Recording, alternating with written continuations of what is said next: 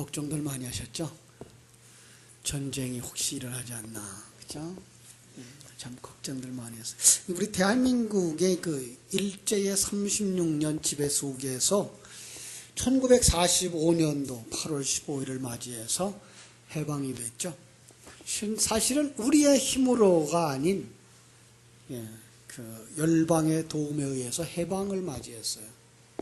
그리고 또다시 발생한 것이 1950년도에 있는 6.25죠. 6.25 전쟁. 그것도 강국들의 협약에 의해서 휴전이 됐어요. 그래서 우린 지금도 휴전 중이라고 하는 사실. 정전이죠. 정전. 휴전이에요. 언제든지 다시 전쟁이 일어날 수 있는 상황. 늘 가지고 있는 미완성의 나라. 특별히 남북이 하나라는 국가를 가지고 있는 한 이 생각을 버리면 혼란이 일어나게 돼 있어요. 기회가 되면 그 강원도 고성에 있는 DMZ 그 박물관을 한번 갔으면 좋겠어요. 우리 청년들도 마찬가지고 우리 중고등부들도 마찬가지고 우리 어른들도 마찬가지고 거기에 가면 미국과 소련의 지도자들이 그 휴전 협정하는 그런 탁자에 앉아 있는 모습과 그 협약서가 있어요. 그 속에 대한민국 지도자가 없어요. 그러니까 이 나라가 휴전이 되어진 건 대한민국, 남한과 북한이 야 우리 그만 싸우자, 이제 휴전하자 이렇게 해서 휴전된 게 아니고 소련과 미국이 중심이 되어져 가지고 그 주변 국가들이 환경에 의해서 우린 지금 싸우지 못하고 있는 중이에요. 이런 상황. 참 1953년 7월 23일에 정전 협정이 맺어진 거죠. 근데 북한은 수시로 이 약속을 무시하고 침략의 기회를 노리고 있어요. 60년이란 세월을 겪었으면서도 불구하고 참 남이라고 해서 잘라버릴 수도 없는 나라, 그렇다고 한민족이라 그래서 끌어안을 수도 없는 어정쩡한 관계. 이 북한은 이런 기회를, 이런 관계를 이용해가지고 자기들의 이익만 챙겨보려고 수단과 방법을 동원하고 있는 거죠. 이제 어제부터 이제 고위급 협상들이 시작되어지고 오늘도 뭐 다시 3시에 다시 협약을 한다 그럽니다만, 회의를 한다 그럽니다만은 그들은 어떻게 하면 자기들이 더 이롭게 해서 어떻게 하면 자기들이 조금 더 챙길까, 여기에만 급급해 있는 거야. 자, 이제 성도들은 이런 것까지도 하나님의 안목이라는 것을 가지고서 상황을 볼 수 있었으면 좋겠어요. 북한에 하는 짓이 꼭 죄인들의 모습인 거죠. 이 세상 죄인들의 모습. 자기 욕심을 채우기 위해서 어떤 일이라도 할 수 있는 존재. 조금 더 비약해보면 그게 내 모습일 수도 있는 모습. 그죠? 자, 우리는 지난 시간에 이것이 비유다라고 하는 말씀으로 아브라함과 그의 두 아내 사라와 그 아들 그리고 이스마엘과 그 하갈 그들의 탄생과 성장 그리고 두 세력의 갈등을 통해서 우리 속에 일어나는 옛사람과 새사람의 갈등, 그 속에서 하나님은 여종과 그 아들 내쫓으라 라고 하는 음성을 들으셨습니다. 또 지난주 오전 시간에는 이 성전을 헐라라고 하는 말씀을 통해서 여종과 그 아들이 곧 헐어버려야 할 우리 속의 옛 성전이고 그것은 사단의 속성이고 죄인의 속성이고 율법이라고 했습니다. 다시 한번 점검합니다. 어떻게 내쫓을 수 있을까? 그죠? 어떻게 헐어버릴 수 있을까? 하나님의 허락하심과 하나님이 공급하시는 진리로만 가능하다는 거예요. 그걸 우리 속에다가 가지고 그것이 우리 속에 생명이 되어질 때 우리 안에 이 하갈, 우리 안에 옛 성전은 무너져 간다라고 하는 것입니다. 그죠? 오늘 본문은 그 상황을 또 다른 단어로 묘사하고 있는데 그게 뭔가 하면 종의 멍에. 종의 멍에라는 말을 쓰고 있는 거죠. 그렇죠? 자, 1절 볼까요? 그리스도께서 우리를 자유롭게 하려고 자유를 주셨으니 그러므로 굳건하게 서서 다시는 종의 멍에를 매지 말라. 그래서 종의 멍에와 자유를 대조하고서 있는 거예요. 아직도 옛 사상과 습관을 벗어나지 못하고 있는 사람을 향하여서 종의 멍에를 맨 자 이렇게 말하는 것이고, 거기서 하나님의 생명을 받아서 눈이 열려지고 귀가 열려지고 그러다 보니까 누가 보여요? 전능하신 하나님이 보여요. 여러분, 이 가장 중요한 건 이겁니다. 바로 우리가 전능하신 하나님, 우리와 함께하고 계신 하나님이 보여질 수 있는 것, 그게 거듭난 자고, 그게 종의 멍에를 벗은 자고, 그게 자유하는 자입니다. 그렇습니다. 그는 그 속에서 하나님의 존재와 하나님의 계획, 그리고 그 하나님의 일하심이 보여지는 거예요. 금요일 날도 같은 메시지를 제가 나눠드렸습니다만은, 두려워할 이유가 없는 것은, 이 우주를 누가 움직여가고 있습니까? 하나님이 움직여가고 있어요. 나라와 나라를 누가 움직여가고 있습니까? 하나님이 움직여가고 있어요. 여러분의 생에 누가 이 땅에 보내셨습니까? 하나님. 여러분이 지금까지 가고 있는 이 길을 누가 인도하고 계십니까?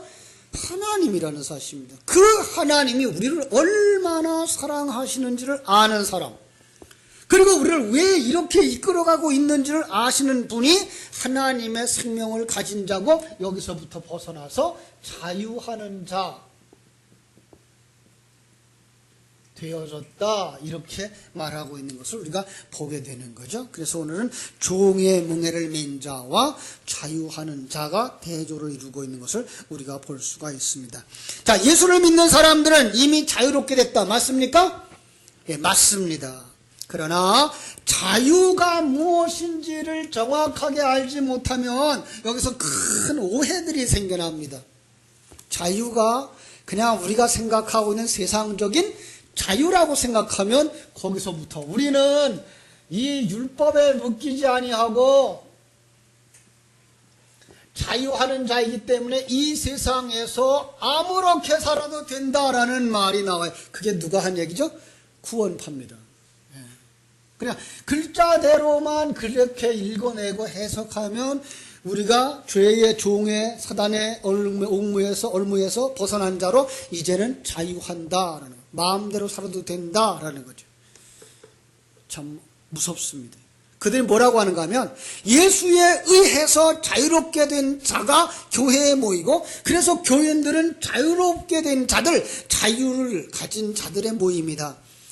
자유가 뭐냐? 사람이 자기 의지를 가지고 자기가 원하는 바를 마음대로 하는 것, 이게 자유라요. 맞습니까? 아닙니다. 자, 이제 거기서 조금 더 다른 이제 나아진 사람들이 있는데 뭔가 하면 그들은 이렇게 말하죠. 자유는 방종은 아니다. 그죠? 지금 그렇게 말한 건 자기가 원하는 대로 다 하는 건 방종이고, 그죠? 자유는 방종은 아니다. 그래. 그래서 방종이 아니면 뭡니까? 어떠한 법 안에서, 질서 안에서 자유를 누리는 것, 그것이 자유다라고 말합니다. 그렇다면 이 법 안에서, 질서 안에서 살기 위해 뭘 가져야 되죠? 또다시 뭘 가져요? 법을 가져야 되는 거죠. 결국은 어디로 가요? 법 아래 들어가고 마는 것이 되는 것입니다.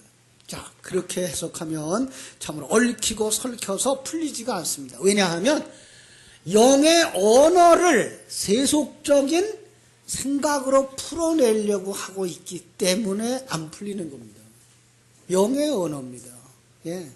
그러니까 영에 관한 겁니다. 그러니까 얽매였다라고 하는 말, 종의 멍에를 맸다고 하는 말도 그것은 영에 속한 얘기를 하는 것이고, 지금 여기서 자유롭다라고 하는 말도 영에 속한 얘기를 하는 것이지, 이 시간과 공간 세계 속에서 우리가 얽매였고 거기서 우리가 자유를 얻었다라고 생각하면 지금과 같은 아예 방종하는 자들이 내오거나 아예 또다시 어떤 새로운 법 안으로 들어가서 얽매이는 삶을 사는 것, 이런 생각을 하게 되는 것입니다. 자, 요즘 새벽에 우리가 잠언서, 전도서, 아가서를 읽고 이제 이사야서를 시작했는데요. 여러분들도 새벽마다 성경 읽으시죠? 못 읽는 분들은 이제라도 시작해서 읽으셔요. 그죠? 그래서 금년 한 해에 남은 성경들 이제 신약까지 다 한번 읽었으면 좋겠습니다. 자, 아가서는 그동안에 19금 금서로 지정되어 있었어요. 왜 그러냐 하면은 거기에 쓰인 글자들과 그 표현들이 너무나 여인의 육체를 묘사하고 있는 것으로 보였기 때문에 그래요. 연애의 감정, 그 언어로 쓰였다고 생각했기 때문에 그래요. 요즘은 그렇게 생각하시는 분들이 없어요. 그래서 아가서를 읽으면서 그 속에서 하나님이 성도인 나를 신부로 여겨서 이렇게 사랑하고 계시는 거구나. 신부의 어떤 조건을 보질 않아요. 마치 청춘 남녀가 뭐가 씌어요? 눈에 콩깍지가 씌어서 상대방을 그저 한량 없이 사랑하고 조건 없이 이유 없이 사랑했던 것처럼 그 하나님이 우리의 조건을 보지 아니하시고 사랑하는 것, 이렇게 묘사를 하고 있는 거구나 라는 걸 아는 거죠. 성경 속 단어들을 세속적인 이해와 관점으로 해석하려고 하면 틀린 곳이 많이 나오게 되고요, 난해한 곳들이 생겨나게 되는데, 그것은 글자대로 세속적 관점으로 성경을 풀려고 하기 때문에 그렇습니다. 아니요. 만약에 이 세속적인 관점으로 성경이 풀어진다고 그러면 성경은 닫혀진 책일까요? 안 닫혀진 책일까요? 그렇죠? 그런데 성경을 우리는 어떻게 본다? 닫혀진 책이에요. 누구에게만 열려진 책이에요. 신령한 눈이 열려져서 하나님의 존재와 하나님의 계획과 하나님의 일하심을 아는 사람에게는 성경은 열려진 책이 되어지고, 그것을 모르는 세속적인 관점을 가지고 푸는 사람들에게서는 닫혀진 책이에요. 닫혀진 사람들이 성경을 보면 그것은 성경이 세상에 인류 도덕적으로 착한 사람 되는 책이 되어져요. 그러나 신령한 눈이 열려진 사람이 보면 이 책은 하나님의 백성을 만드는 하나님의 손길로 보여지는 거예요. 그렇죠? 많은 사람들이 이걸 깨달아 알지 못해서 세상적으로 성경을 풀어가요. 그러다 보면 신학교를 공부할 필요가 없어요. 신학에 안 다녀도 이치가 밝은 사람들, 논리에 밝은 사람들은 성경에 있는 내용을 가지고 윤리 도덕적으로 바르게 살아라, 착하게 살아라, 성경이 이렇게 말하지 않느냐라고 얼마든지 써먹을 수 있는 책이 성경책이에요. 그래서 누가 나왔죠? 김요공이라고 하는 사람이 나온 거예요. 그런 철학자예요.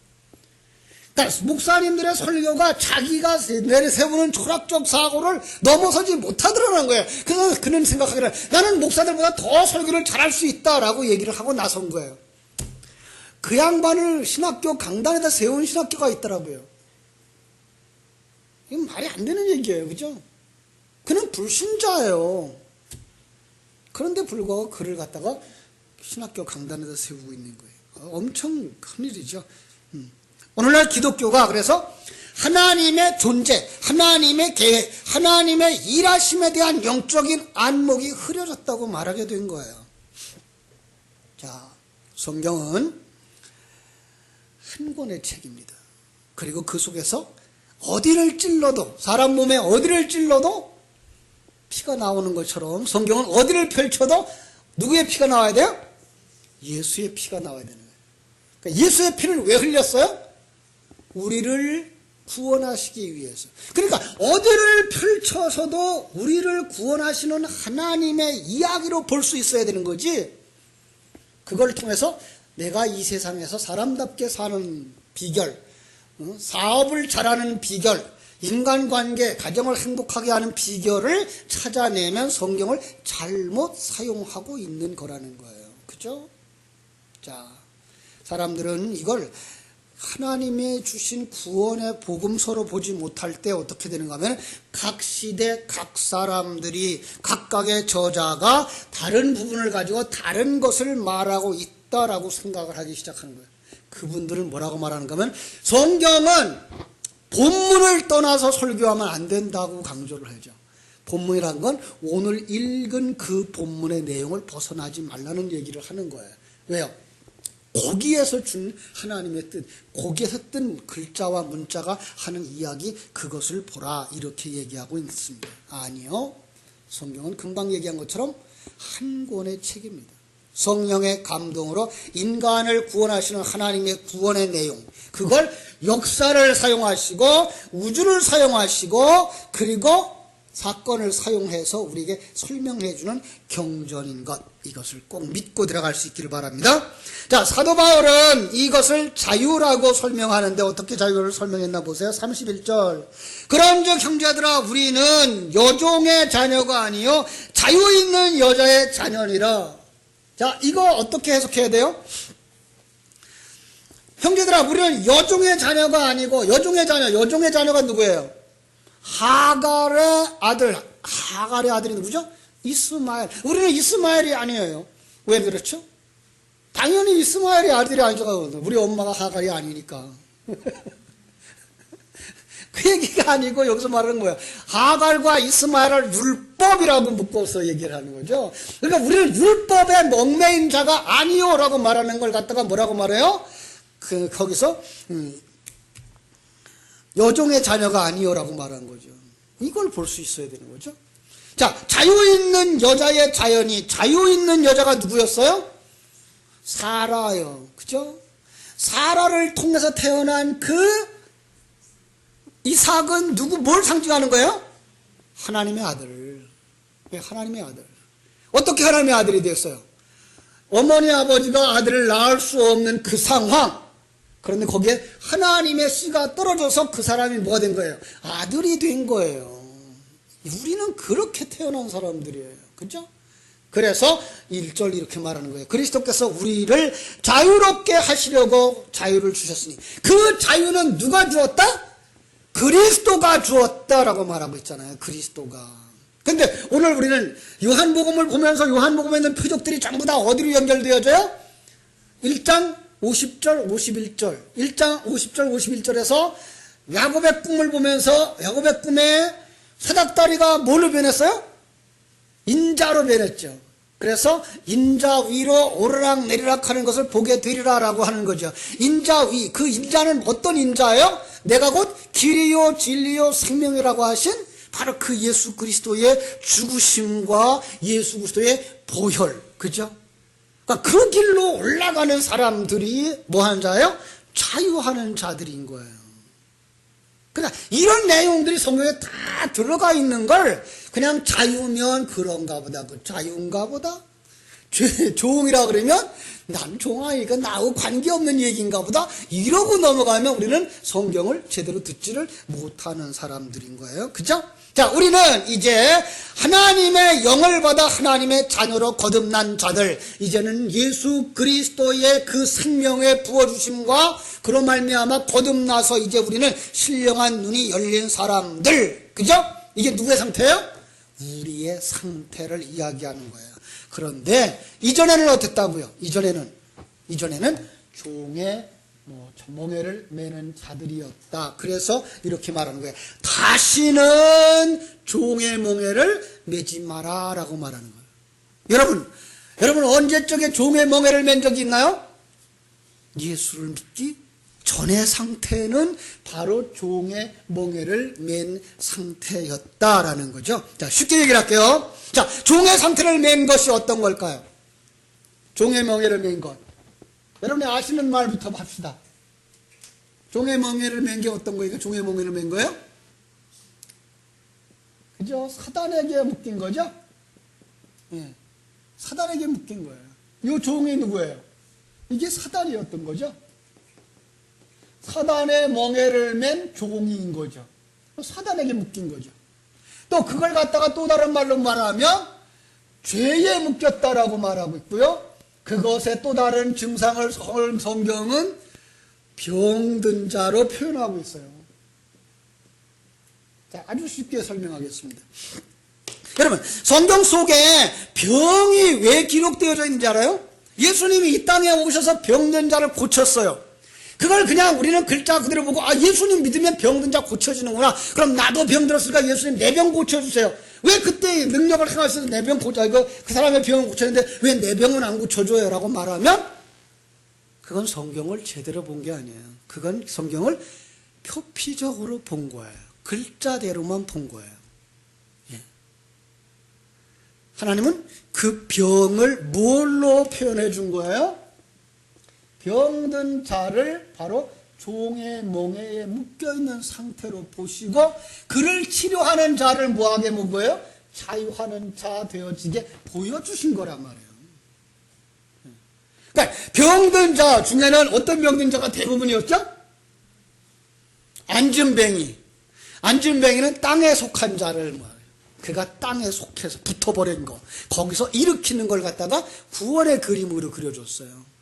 또 하나는 소경, 영적인 소경이에요. 예. 그는 보지 못하는 거예요. 멀쩡하게 세상에 보고 세상 일 잘하고 있는데 그의 영적인 상태가 어떤 거라고요? 그 소경이었다고요. 그에게 눈을 열어주면 그는 세상의 사건들을 보면서 그 속에서 누구를 봐요? 하나님의 일하심을 보는 사람이 되는 거예요. 그게가 영적인 눈이 열린 사람이에요. 예. 그러나 이런 일들이 성경 속에 그렇게 많이 기록되어 있는 거예요. 대부분이 다 그래요. 특별히 아주 악한 것, 문둥병자. 여러분, 문둥병자의 가장 그 비극적인 고통이 뭔지 아십니까? 상처가 났는데 통증이 없어요. 감각이 없는 거예요. 예. 그러니까 하나님이 함께 계셔도 함께 계신 거 모르는 거예요. 하나님이 채찍질해도 하나님이 때린 줄을 모르는 거예요. 예. 이게가 뭐예요? 문둥병자. 왜? 하나님의 생명이 없는 자예요. 여러분, 하나님의 생명이 있는 자, 찌르면 아프죠. 때리면 아프죠. 고통스럽죠. 그러한 죽은 자여 하나님의 생명이 없는 자에게 하나님의 생명이 들어오고 나니까 그가 감각이 살아나요. 아, 하나님이 나와 함께 계시는구나. 아, 이건 하나님이 나의 죄를 책망해서 때려주는 거구나. 아, 회개해야 되겠구나. 이게가 깨달아지는 자가 뭔 사람이에요? 거듭난 사람이에요. 그게 문둥병자가 건강해진 것을 의미하는 거예요. 그리고 성경 속에서는 이 병 들었다가 나았다라고 하는 그 고치시더라라고 하는 말이 다른 말로 되어 있는 게 아니라 바로 하나님의 종을 되게 했다라는 말이에요. 자, 제가 한 군데 읽어드릴게요. 마태복음 4장 24절. 성경 찾으실 분 한번 찾아보실래요? 마태복음 4장 24절.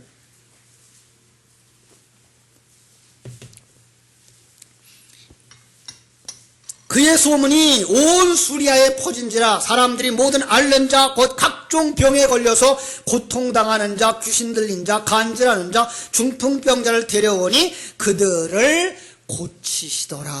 여기에요. 제가 보여드릴 글자는 이거예요. 고치시더라. 이게가 데라표라는 단어인데 이건 데라포라는 뿌리에서부터 온 단어예요. 그게 뭔가 하면 하나님의 종이에요. 그러니까 고쳤다는 말이 뭐예요? 그 사람을 하나님이 종이 되게 했다.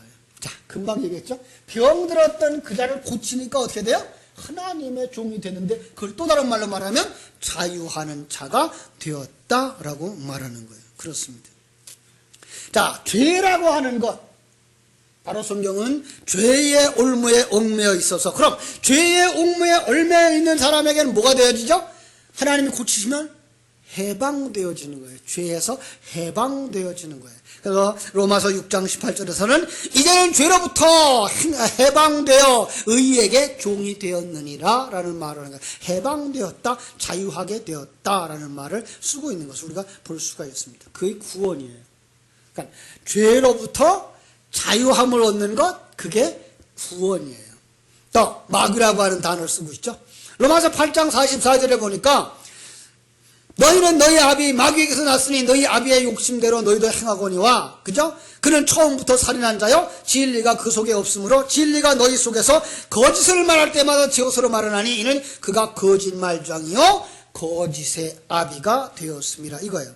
인간이 타락하자마자 인간은 마귀에게 먹혀버리고 마귀의 종이 되어져 버린 거예요. 그래서 마귀가 원하는 그 사상을 가지고 살아가는 거예요.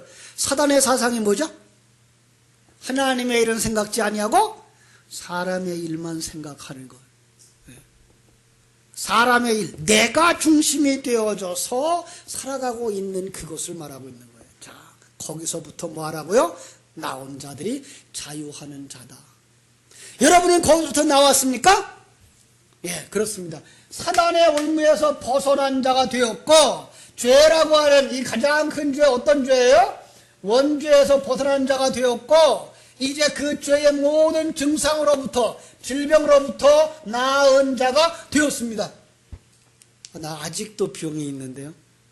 그거는 이 시간과 공간 속에 살아가는 인간 누구나 가지고 가는 것입니다. 그건 예수 믿는 자도 병들고 예수 믿지 아니하는 자도 병듭니다. 그런데 우리는 그 질병도 하나님은 도구로 사용하셔서 나를 온전한 하나님의 아들로 만든다고 하는 사실을 보는 사람, 그가 거듭난 사람입니다. 그렇습니다. 여러분, 세상을 살아갈 때 예수 믿는 사람 병 안 듭니까? 아니, 병 듭니다. 불신자도 병 듭니다. 똑같이 자기의 그 체질과 자기가 어떻게 관리했는가에 따라서 이 땅에서 병들게 되어져 있습니다.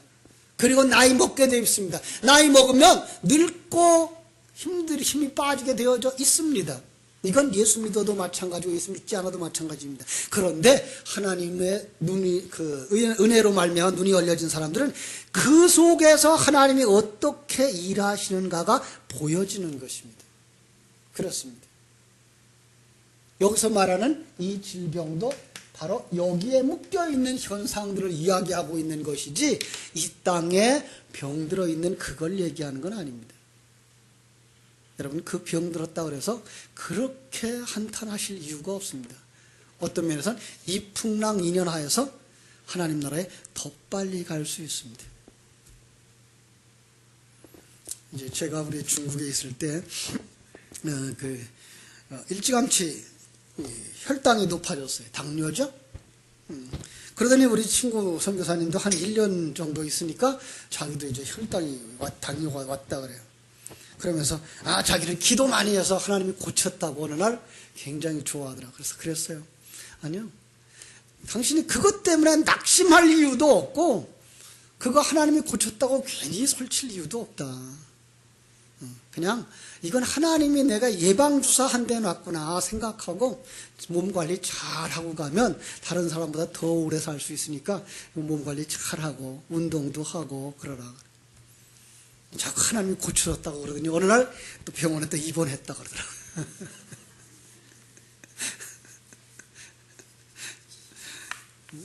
네, 병드는 게 그렇게 중요하지 않아요. 우리 육신이 잘 돌보지 않으면 병들어요. 더 중요한 건 그 속에서 하나님이 일하심을 보느냐 못 보느냐예요. 제가 늘 말씀하죠. 빨리 졸업하면 좋죠. 뭐가 그렇게 오래 사시고 싶으세요?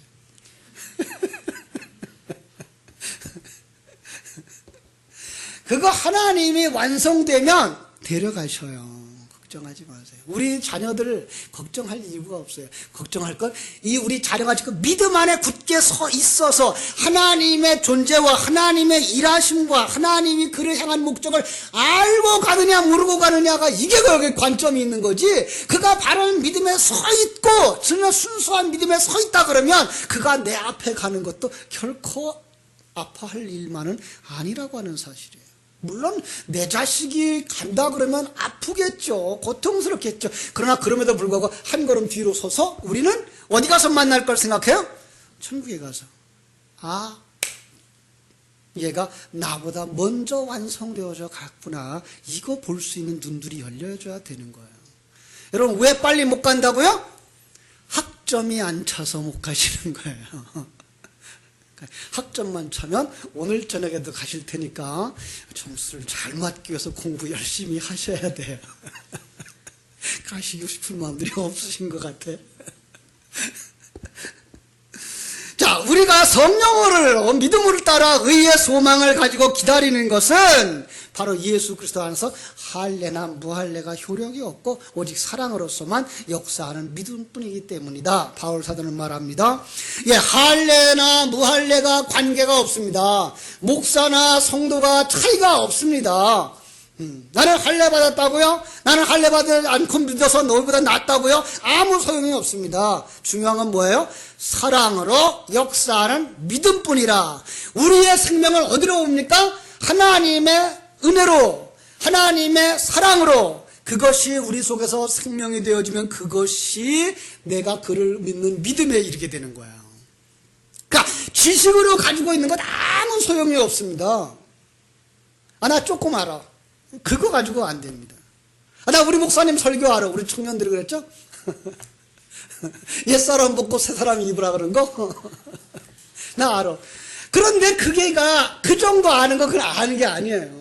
맞아. 그러고 내가 옛사람을 벗어버리려고 새사람을 입는 그 진리의 생명의 말씀을 추구함으로 그것이 확실해져서 지금 이 상황 속에서 하나님이 나와 함께 하신 게 누그러지고, 이런 일 저런 일을 겪으면서 하나님이 나를 만드는 손길로 느껴지고, 그래서 그 속에서도 이런 아픔 속에서도 찬송하며 하나님 속히 내가 완성되어지기를 원합니다라고 나아갈 수 있는 사람, 그가 생명을 가진 사람. 하나님은 그 사람을 원하는 거지 지식으로 조금 알고 있는 거 그거 원하는 거 아니에요.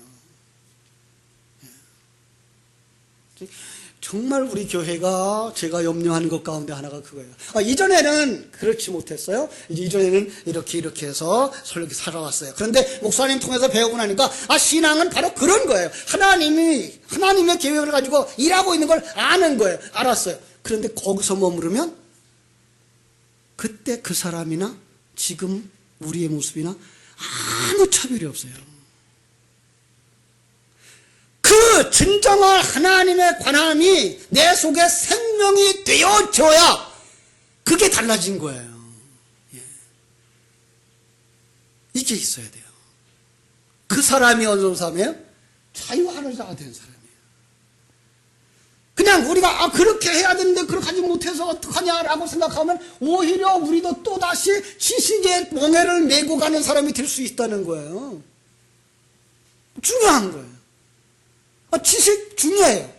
그거 없으면 아예 우린 뭐 할 수도 없어요? 되새김질 할 게 없어요. 그래서 배우셔야 돼요. 그런데 그 배움이 그냥 지식으로 딱 멈춰지면 안 돼요. 그 배운 것들이, 지식들이 내 속에서 생명이 되어져서 내가 거기에다가 믿음을 더하는, 그래서 사랑으로 역사하는 믿음, 여기까지 가야 돼요. 그렇습니다. 여러분 정말 그 하나님을 누리고 그 하나님이 나와 함께 하심에 대해서 확신이 있고, 그리고 그 하나님이 인도하시는 그 상황, 그 하나님과 함께 가는 매일매일의 상황 속에서 찬송을 할 수 있는 사람, 기뻐할 수 있는 사람, 감사할 수 있는 사람 다 되어지기를 주님의 이름으로 축원합니다. 그걸 볼 수 있어야 돼요. 그렇죠? 자, 바울 사도는 이렇게 말합니다. 율법 안에서 의롭다함을 얻으려 하는 너희는 그리스도에서 끊어지고 은혜에서 떨어진 자다.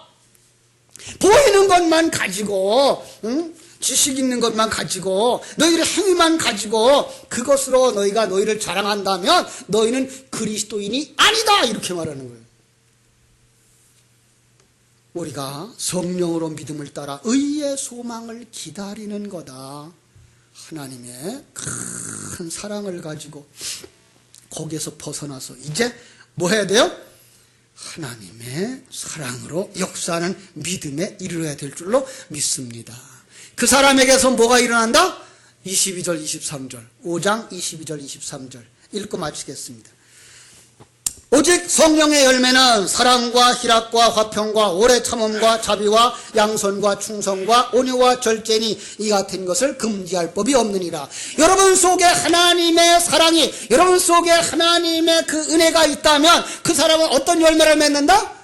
성령의 열매를 맺는 거예요. 그 생명에 의한 열매를 맺는 거예요. 내 생각과 내 판단으로서의 그 길이 아니라 하나님이 주신 그 계획을 따라서, 하나님이 주신 그 은사를 따라서, 하나님이 주신 그 능력을 따라서 내가 살아가며 그 하나님 때문에 기뻐하고 그 하나님 때문에 감사하는 자가 되는 거예요. 그 사람이 여기에서 벗어난 자요.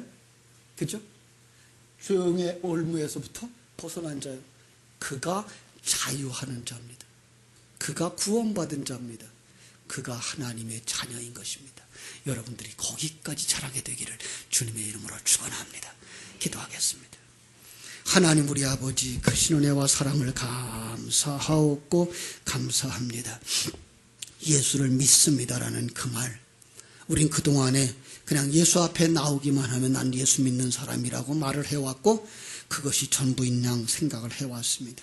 그러나 말씀 속에 들어가서 보니 그것이 아니라 그 속에 담아준 예수 그리스도 성삼위 하나님이 우리와 함께 하고 계신 사실이 느껴질 수 있는 사람, 그리고 그 하나님이 계획을 가지고 우리를 이끌어 가시고 만들어 가신다는 그 사실을 아는 사람, 그것 때문에 어떤 환경 속에서도 하나님을 찬송하고 하나님께 영광 돌리는 사람으로 살아가는 삶, 그가 죄의, 종의, 사단의 멍에를 벗어버리고 자유하는 자가 되어진 자인 줄로 깨달아 알게 되었습니다. 아버지, 우리에게 먼저 이 자유를 주시옵소서. 그리고 어리석게도 옛사람의 모습, 종의 멍에를 매러 다시는 돌아가지 않도록 우리를 축복하여 주시옵소서. 예수님의 이름으로 기도하옵나이다. 아멘.